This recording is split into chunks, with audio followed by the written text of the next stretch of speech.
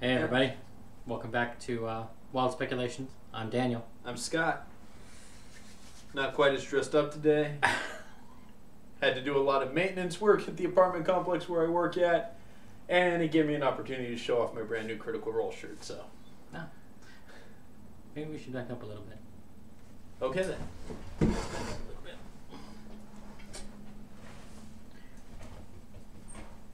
There we go. Now we're better in frame. Okay. Busy doing social media stuff in the lead up, and I was like, oh crap, we gotta go. We gotta be live. So, we always like to start with what we got right, what we got wrong. I know you've been wanting, you said you were gonna eat crow. If you want to start there, we can. Alright. But I do have sort of a big pat on our back to get to. Yeah, and I mean, this is one of the rarer occasions. We've been hitting pretty good so far. Yeah, we have. But yeah, Caleb. He has a discussion with Knott. Talks about he's from a small town. Like he was gonna probably the whole town pitched in to try to get him to the Solstice before whatever happened. So I was wrong. Which I think is pretty close to what I said. Yeah. That he would have had a scholarship or something. Yeah. So my theory about him being somehow tied to the nobility was wrong. I still say evidence pointed that way. And there is the off chance that he was lying to Knott. He has said that he doesn't trust her. However, I don't believe that he was. I don't think he was either. I believe that was a sincere and honest and Caleb bearing his soul, especially after the talk with Yorick about how it's been weighing on him and he needs to get it out there. I think it was... I think Liam is done playing the who can hide their backstory the longest, and he's like, let's just do it. I'll be the first one. I don't know. I don't know if I would go that far. But I think, especially after last week's episode, Thursday's episode, that I think Liam and Sam were enjoying it the most, like bouncing off each other. Yeah. And I think they enjoyed that so much. And then we had Thursday's episode that really cracked it open. Yeah. And Liam is the master of, let me just take a minute. Yeah. And he'll give you 30 seconds of maybe an internal monologue, or in this case, he was talking to the skull. And I'm wondering how much of Hamlet is in Caleb. Yeah. Yeah. Because I know Liam is a big Shakespeare fan. Yeah. And stage and all of that. In fact, that's... I don't know if you ever watched Signal Boost when it was on. Yeah. But when he did the one, he was real big on that. Yeah. And, that's where he started. And I'm big on Shakespeare too. So yeah. You you guys can't see it, but I have Shakespeare's Last Will and Testament on my bookshelf. Right up there, just off screen. But the big thing that we got right. Yes. That we almost kind of pulled out of, well, I guess we didn't get it exactly right.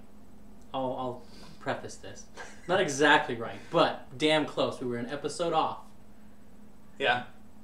In our episode 8, I think it was, 7 or 8, we were talking about when we expected them to go up a level. Yeah. And we said episode 12 to 14, I think, is the range that we put on. 13. Yep. Yep, we did. Now, we also said that we thought that they would have downtime at that point. Which they didn't. No. And I don't think they will. No. Well, I think they might, because the event that we put the caveat when the downtime would begin hasn't passed yet. Yes. Which was the end of Harvest Festival. That's still possible depend on how things play out, because honestly what I'm thinking may happen is the downtime may be for the different arcs. 5th, 10th, 15th, and then just before 20th. Yeah. Breaking the arcs. Kind of like chapter breaks.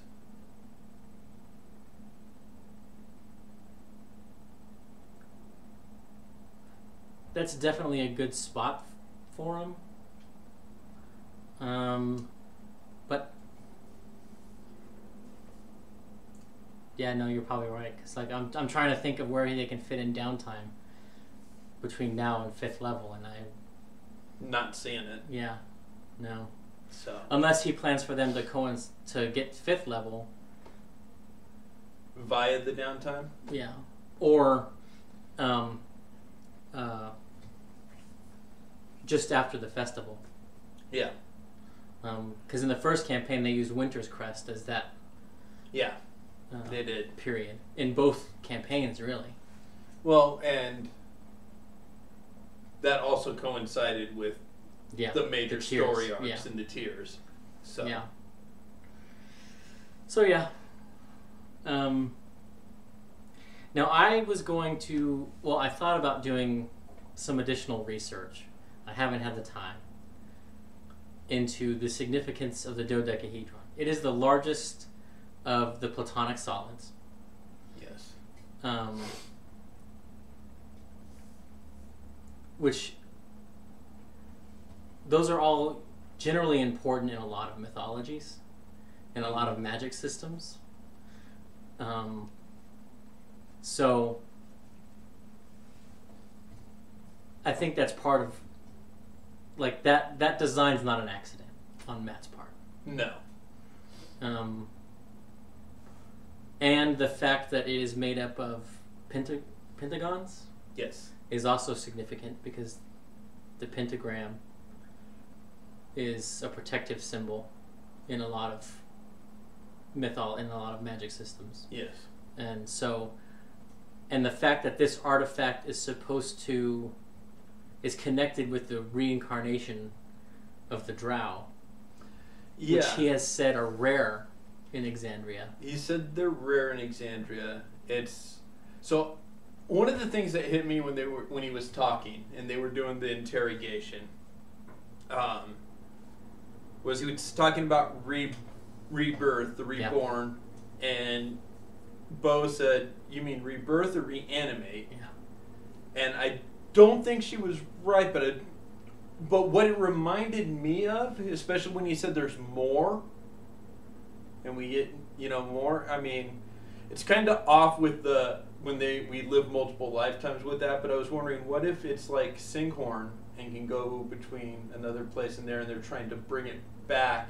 It's like their city the gate stones. Yeah, their city is trapped somewhere, and they're trying to. The few that are left here are trying to bring it back to the prime material plane. That might be it. Now the whole we keep living lives, and while we have the beacons, kind of discredits that. Yeah. See, I think Matt may have taken a bit of. I think it's Eberron that have the elves that mess with undeath. Yeah, that is Eberron. I think he may have taken a slice of that for his drow. Okay. Where it's not necessarily undeath, but a cycle of rebirth. Yeah. Which will be interesting because that might negate the influence of Loth on them. Yeah. Yeah. And the other thing is, are they one-shot things? Because he said, we have the beacon, we live, we die, we're reborn until we become perfect. He said, we live, we die, we're reborn, we go find other beacons. So do you have to have one when you die to come back? And then have to get a new one? Are they one-shot things? Is it a part of some mass suicide ritual?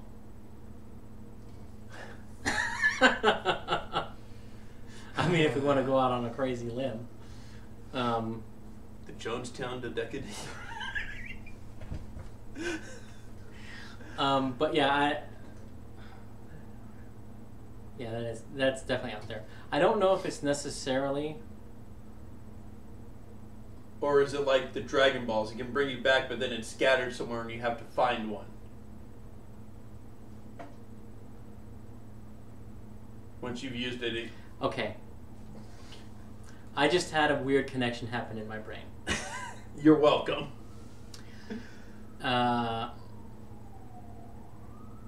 So, Avatar: The Last Airbender had a lot of heavy influence on Tal'Dorei in the first campaign. Right, because of Marisha's love of the series. Right. And all that. What if Matt has been inspired by Full Metal Alchemist Brotherhood? Okay. And the human empire stole this artifact as part of some scheme to get the king immortality. Okay. Yeah, that could be. And what if the expanse of the Dwendalian Empire has been to further some arcane evil plot? Yeah. Okay. That's definitely something. Because Travis and Laura were both in that series, and ironically played characters on either side of the conflict. Yeah. So that's my, well, one of my bombs tonight. But that just sort of came to me in the moment. Yeah.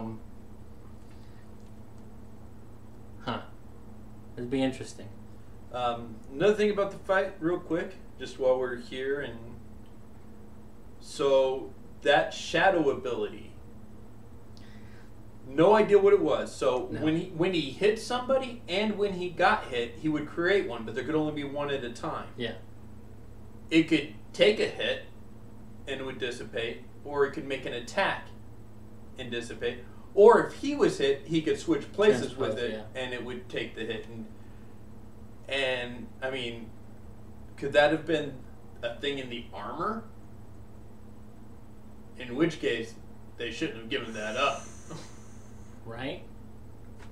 Also, Matt, props. That was a great use of the darkness, racial ability of the Trow. Yeah, was. I hadn't considered it was part of the armor. I thought it was something he was doing. See, it was almost 2 and 8. It couldn't have been a spell he was concentrating on because he had to concentrate on the darkness. Right.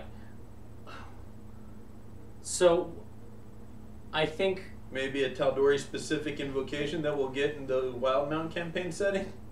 not an invocation, I actually think it's a monk ability. A monk ability? You think he was a monk in armor? Yeah. Okay. Or maybe a new Eldritch Knight thing, maybe? I don't know.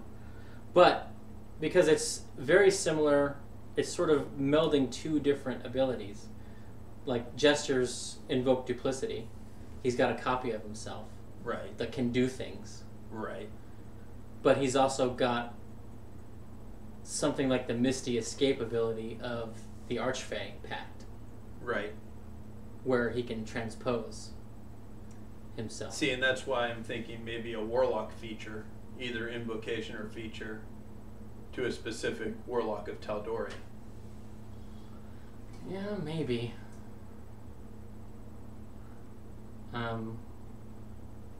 But who knows? But we didn't see him cast anything, though. We didn't see him cast anything. But you don't But, cast I mean, Misty Escape. Ford didn't cast anything really either in that fight. So, other than Armor of Agathis right off the bat. Right. But, I mean, he couldn't really... And if he is a Warlock, presumably he used his spell slots in the raid and to get away. So he was relying on invocations and racial abilities. Who knows? I think we'll find out more, because obviously that's not the last Drow they're going to interact with in this arc. No. I think the Drow are going to be prominent. So when I was taking my notes, I took fewer notes on events and stuff, but yeah, both times I watched it, on my first watch and on my rewatch, when they're interrogating him, yeah, Jester says, "Well, I'm blue and he's blue," and I just went dabu dee dabu die. Okay, real quick, because this does lead into possible speculation territory. Again, about the fight, you brought up Jester. And this could entirely, and on the rewatch, I think maybe it was, but on my first watch, I was like, wait, was that intentional? Because it didn't... Okay, so she goes up and gets hit, right? And does Hellish Rebuke. Yeah. Okay. Hellish Rebuke does fire damage. Normally. Matt described it as ice damage and did not look like he was just messing up. I mean, he could have, just because, you know, the Arm of Agathis does the cold damage. But did they reflavor Hellish Rebuke for Jester for something to do with her backstory? They did. The last time she used Hellish Rebuke, he also described it as ice. Okay, I didn't catch it that time. I got it this time. Yeah. So, what do we think that might mean? Is it just her demonic infernal legacy, heritage, or is there something more to that? No, I think Laura probably assumed that Taliesin was going to have fire as his Hellish Rebuke. And wanting to be a little bit different? Yeah, and since she's a blue tiefling, I think she was like, well, can it be cold? And a lot of demons, or devils, do cold damage. Yeah. Or are immune or resistant to cold and fire. Well, you can get the feat in Xanathars if you're a tiefling to gain resistance to cold and poison. Yeah. You know. So I think that has more to do with it than anything else. Just her infernal heritage. Yeah. But that struck me as... And maybe she might be resistant to cold. Because I don't think she's taken fire damage. Right. Because, the imps were doing poison and piercing. Yeah. She hasn't been in a fireball or anything. So... She may be reflavored to be... cold resistant and do cold with her Hellish Rebuke. Yeah. I was just wondering if there was maybe something deeper than just a reflavoring, a reskinning. Yeah, maybe. I mean, there's a lot of reskinning you can do with tieflings. Oh, yeah. I mean, yeah. I mean, we can get into the campaign we're starting. But or the one shot we did, but... Yeah.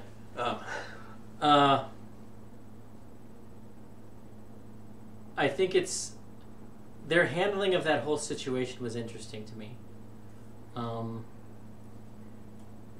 Especially because they basically took the tack, you know what? We'll leave it, and what he does with it's not our We problem. didn't give it to him. Yeah, it's like, okay. You're splitting hairs, guys. Yeah.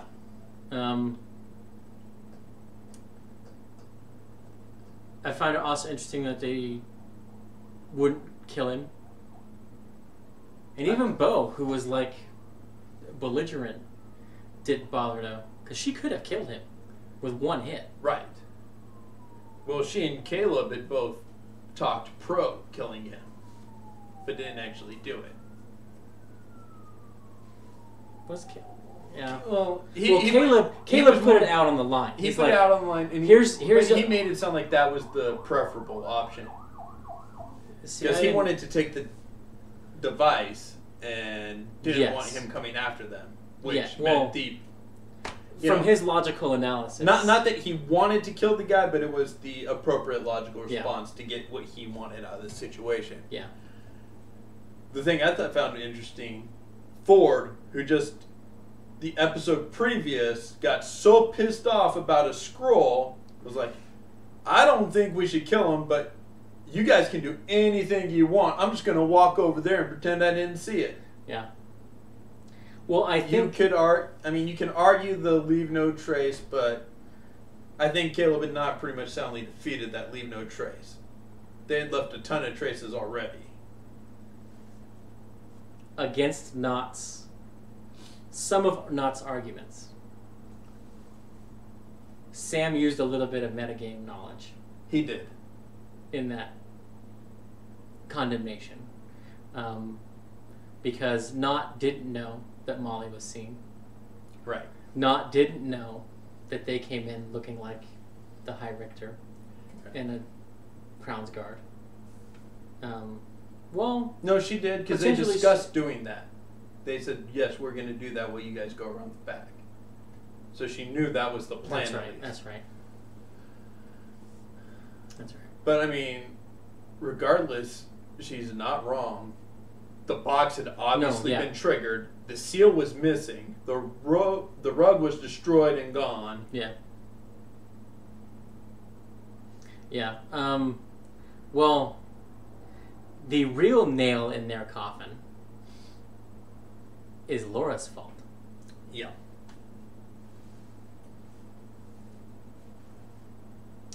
Because she left one of her pamphlets that she made about the Traveler in the book. Yep. So now they're going to be looking for people who worship the Traveler. Yep. And she's left 2 of them now? 3? 2. 2. And see, but the thing is... 2 of her 8, which means she has 6 more on her person.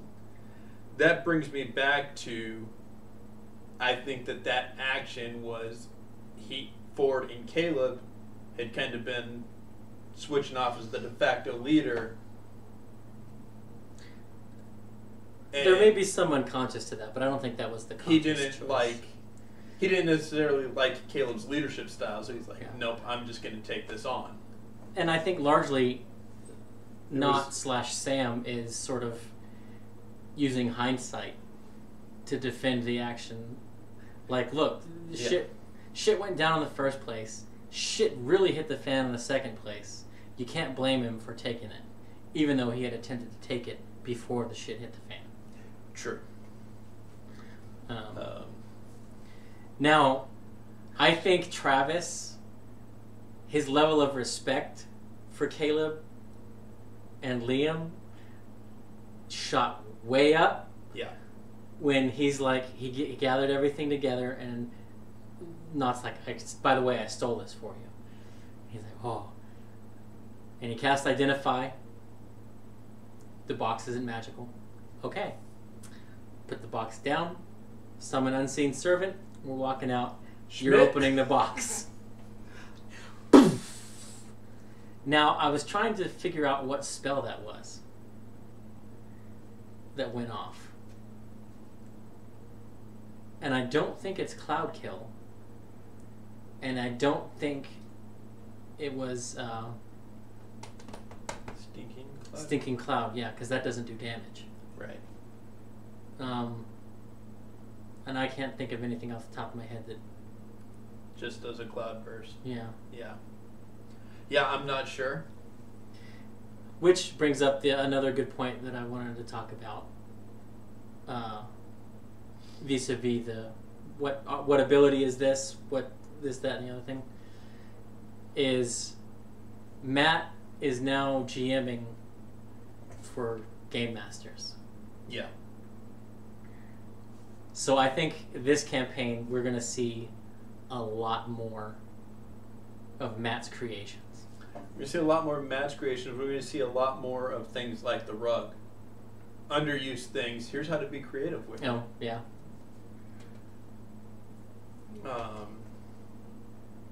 I also think that, the first campaign, he had a lot of people who hadn't played. Yeah. He was teaching the game. Yeah. Well, now they have an experience of running a campaign, level 3 to 20? Yeah. 2 to 20. All right. Time to swim with the big kids. You're on your own. We're going to really DM this shit. Right.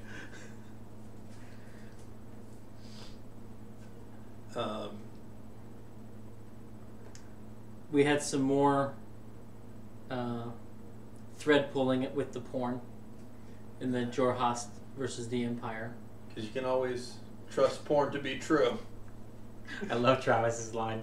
Well, there's always a kernel of universal truth. Well, at least one. Yeah.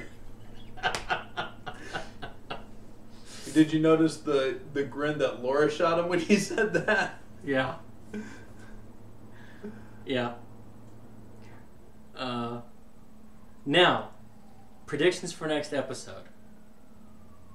No. No? You want to go into predictions? Okay.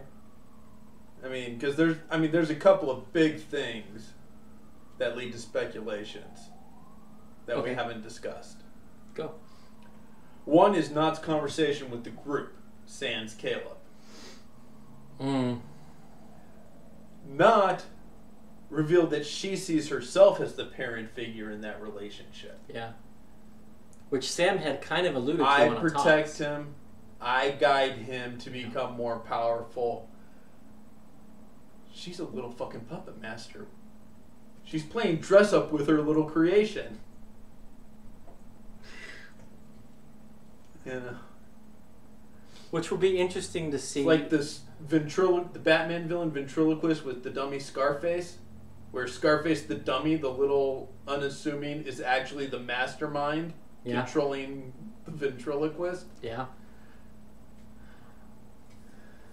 I thought that was a big... Yes, it had been alluded to, but that was a big reveal. Yeah. And especially to just blurt it out to the party. Yeah. Well, and, I mean, you can't use what happens in Talks for your speculations on the show, I don't think. Correct. I think we can use Talks to say, hey, we were right. To confirm our speculations we got from this show. But this was just... It's out there. Yeah. There's no speculating. I manipulate this guy. You know, she said I protect and guide him. But she is manipulating him to become what she wants him to be. Or attempting to. Yeah.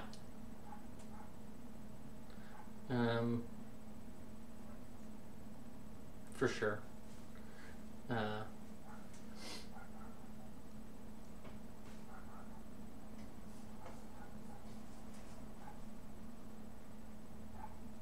It will be interesting. Well, and we also got confirmation that Bo was basically on Ford's side. Yeah. On that conflict, like if she would have been in the room, she would have been on Ford's side. Oh yeah. And we both. And very possibly would have kicked the shit out of both of them, Nott and Caleb. Oh, I think we would have seen PvP if Bo had been in the room. Yeah. We would have seen, because she'd have been. I did love Marisha's reaction when when Nott is telling Caleb what happened upstairs.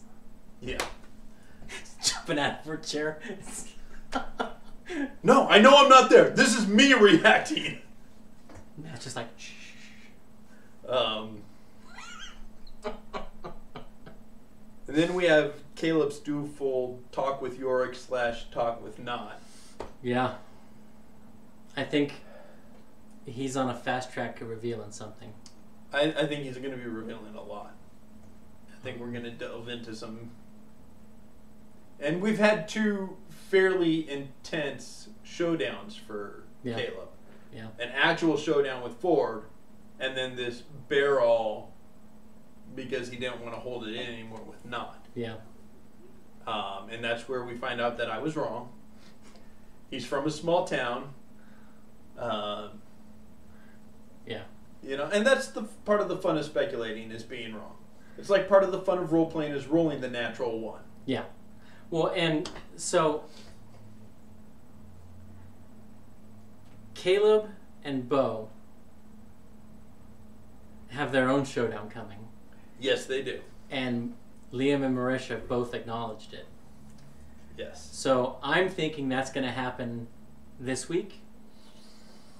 The only thing that I don't know is if it's going to happen at the Leaky Tap or if it's going to happen at the Cobalt Reserve.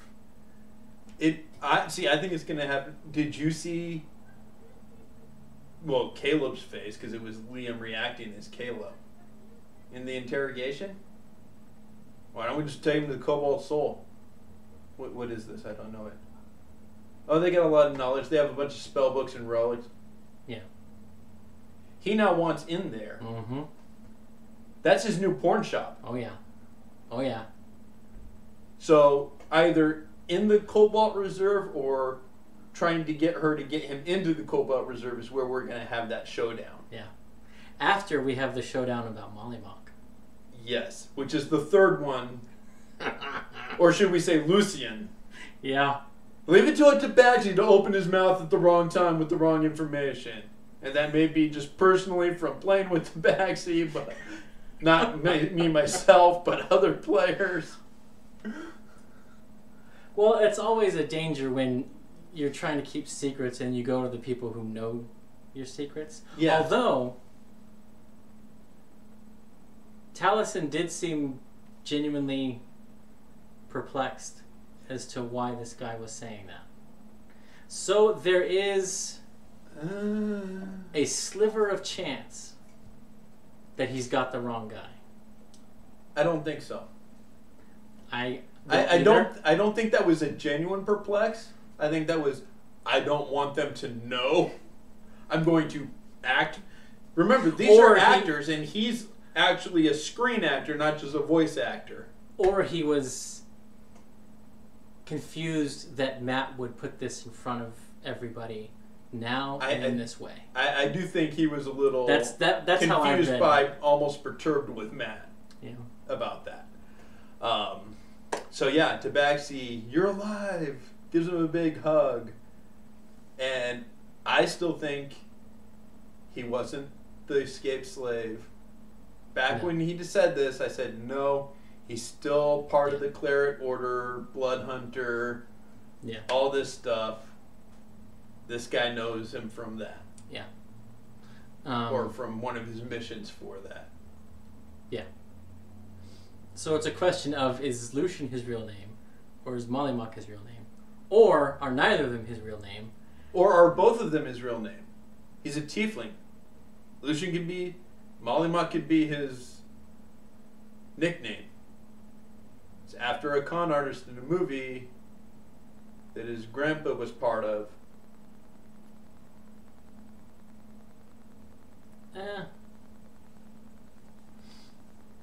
I mean, that might be... I guess that's possible. He could go by both.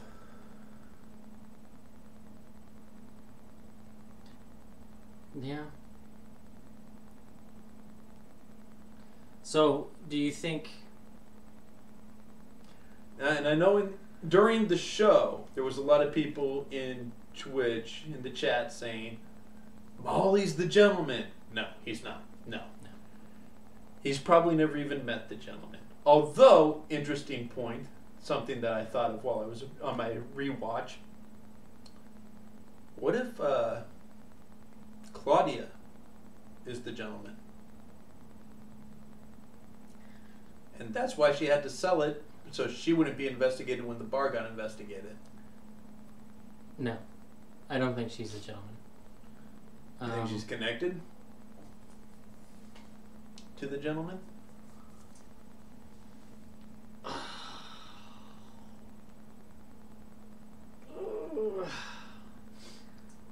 I don't think I have enough information to speculate on that. I think it's possible. I don't... We just, like, she seemed like a genuinely good person and not really connected to the Myriad at all.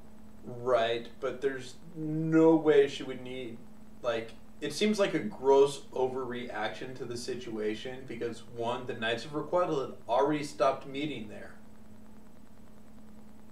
when this caper went down. Two, she's never been in any of the meetings. She's got plausible deniability. Well, and the thing is also we found out who the friend was that she was providing the space for. Ulag. Yeah. I think it's more likely Ulag is the gentleman than she is. I don't think that. And I don't think it either. But I think he has there's a bigger argument for him being the gentleman than her. Especially because she was afraid of the gentleman when they mentioned the gentleman to her. Was she? I didn't take that as fear. I took that as you watch what you're saying about him. You treat that name with respect. See, I took it as fear. And discretion. I took it as a reprimand. Treat it with respect and discretion, not as fear. I think... Yeah, I don't know. I mean... And I don't think we'll find out who the gentleman is this week. I think that's the one after. I don't think the gentleman's down there right now.